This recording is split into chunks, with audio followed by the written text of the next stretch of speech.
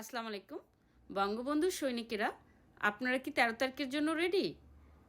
আমি রেডি। আপনারা কি রেডি? ঢাকাতে চলে আসুন। ঢাকাতে এসে আপনারা বাংলাদেশটাকে দখলে নিয়ে নেন। কারণ বাংলাদেশের রাজাকার মুক্ত দেশ গড়তে হবে। শেখ হাসিনার পথ ধরো, লকডাউন সফল করো।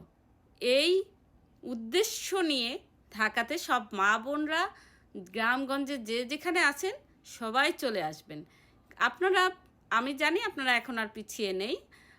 আমি জানি আপনারাও দেশের জন্য নড়বেন এবং নড়তেছেন। আপনারা চলে আসবেন, আপনাদের হাতিয়ার হিসাবে নিয়ে আসবেন কিচেনের, রান্নাঘরের আসবাবপত্র।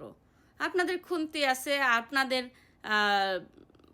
কি বলে দাগ বঠি যেটা আছে, পাটাপুতা আছে, যেগুলি আছে সেগুলি নিয়ে চলে আসবেন। কারণ আপনাদেরকে যদি বাধা দেয়, এমনভাবে আবু ছায়াত করে দিবেন তাদেরকে, কোনোভাবে দ্বিধাবোধ করবেন না। কারণ এখন মব সন্ত্রাসী করার কেউ নেই মাঠে, সবাই পালাচ্ছে, সেভ এক্সিট নিচ্ছে। ওই যে টোকাই উপদেষ্টাগুলি, ওরা ইঁদুরের গর্তর মধ্যে বসে আছে। কেন জানেন? ওরা যখন গোপালগঞ্জে গিয়েছিল, আর্মিরা ওদেরকে শেল্টার দিয়ে ট্যাঙ্কে করে নিয়ে আসছিল ঢাকাতে। এবার কিন্তু তারা তা করছে না, আর্মিরা কিন্তু ওদেরকে বাঁচাবে না। সেজন্য ওরা জেনে গেছে ওরা কিন্তু এখন আর মাঠে নামবে না। ওরা ইঁদুরের গর্তর মধ্যে বসে আছে, ওখান থেকে বের হবে না। ওরা আতঙ্কে আছে তাদের জীবন নিয়ে।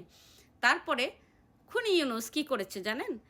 বলেছে ফেব্রুয়ারিতে সে নির্বাচন দিবে না, কারণ উনি আরেকজনকে বসাবে, তার আন্ডারে সে নির্বাচনটা দিবে। উনি দিবে না, কারণ উনি ব্লেমটা নিবে না। উনি জানে উনি কত বড় অপরাধ করেছে, সেজন্য তার গদি নড়ে গেছে। ভয়ের কিছু নাই।